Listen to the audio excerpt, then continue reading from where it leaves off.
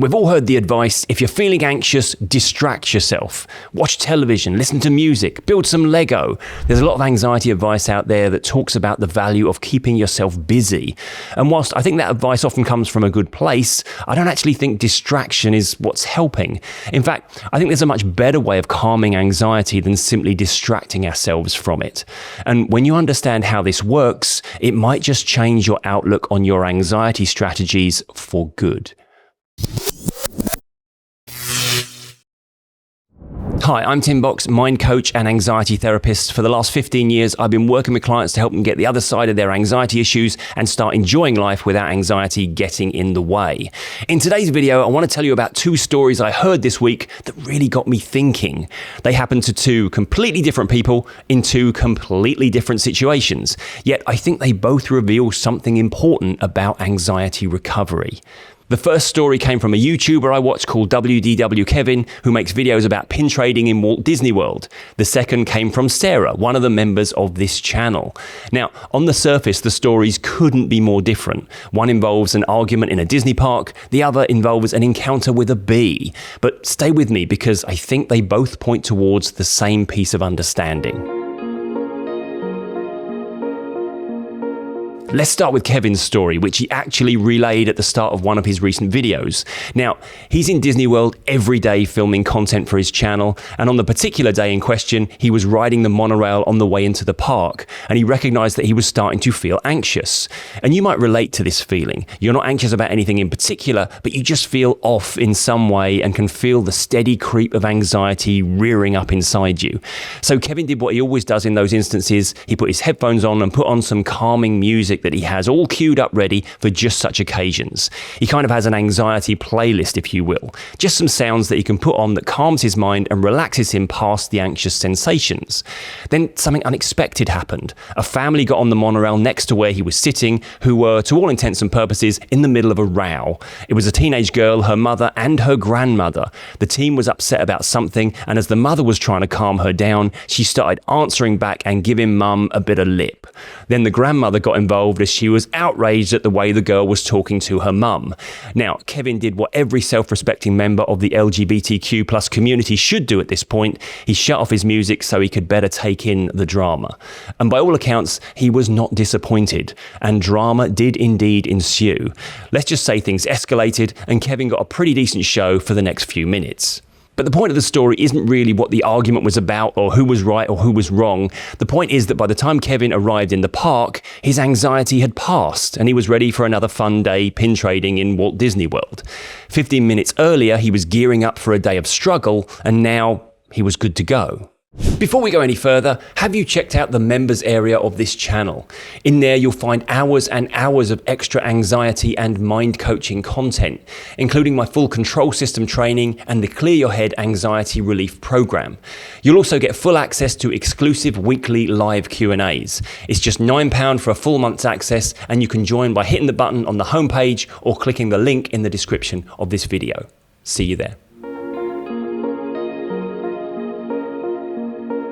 Now, Sarah's story is completely different. She'd actually woken up feeling anxious. Again, nothing specific had happened. She could simply feel herself having one of those anxious days. She decided to adopt one of her strategies for dealing with that feeling. She went and sat outside on the patio for a while in the sunshine to breathe some fresh air and do her best to relax. As she sat there, she noticed a bee struggling to walk across the patio tiles. Being the kind person she is, she mixed up some sugar water on a spoon and gently fed the bee by hand. By the way, if you ever see a bee in distress, this is what you can do to help. They usually just need a bit of refreshment to get their strength back. Anyway, after a while, the bee slowly started to recover its strength and eventually managed to fly away, off on another bee adventure, no doubt. And here's the thing, somewhere during that encounter, Sarah stopped feeling anxious. So here's the interesting question.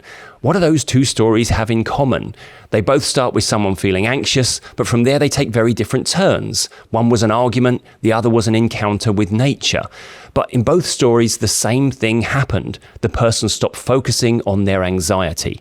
For both Kevin and Sarah, life simply became more interesting than thinking about how anxious they were.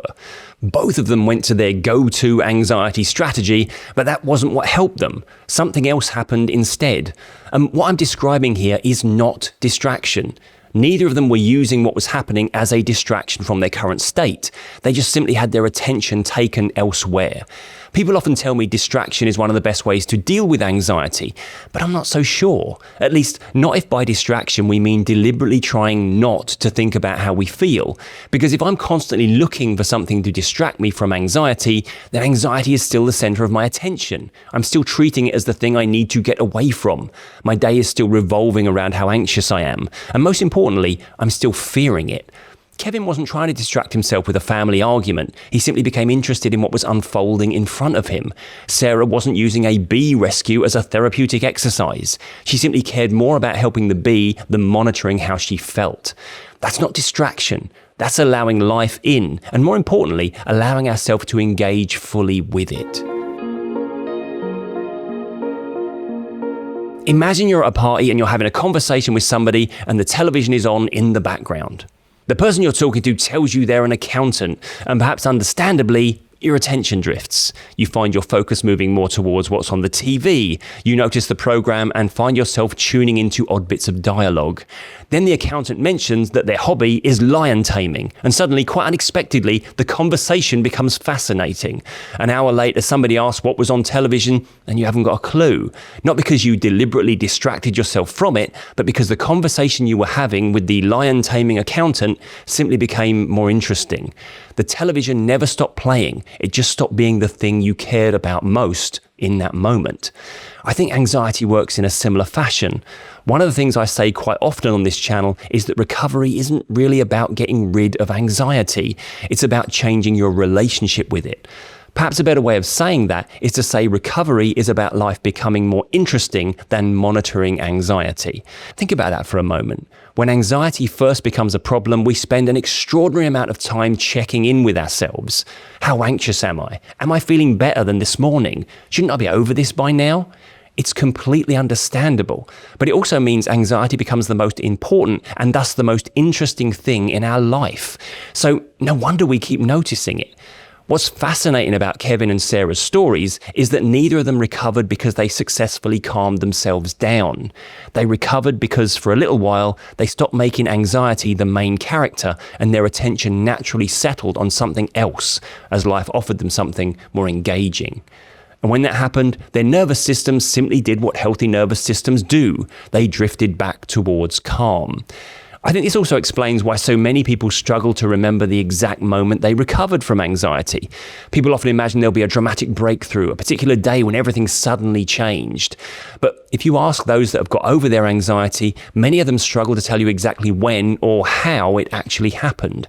At some point, they just stopped paying attention to it. They worked out anxiety wasn't a threat in and of itself, and as a result, life became more interesting than monitoring the way they feel about it. And that part of the story happened almost unnoticed. If Kevin and Sarah's stories teach us anything, it's this.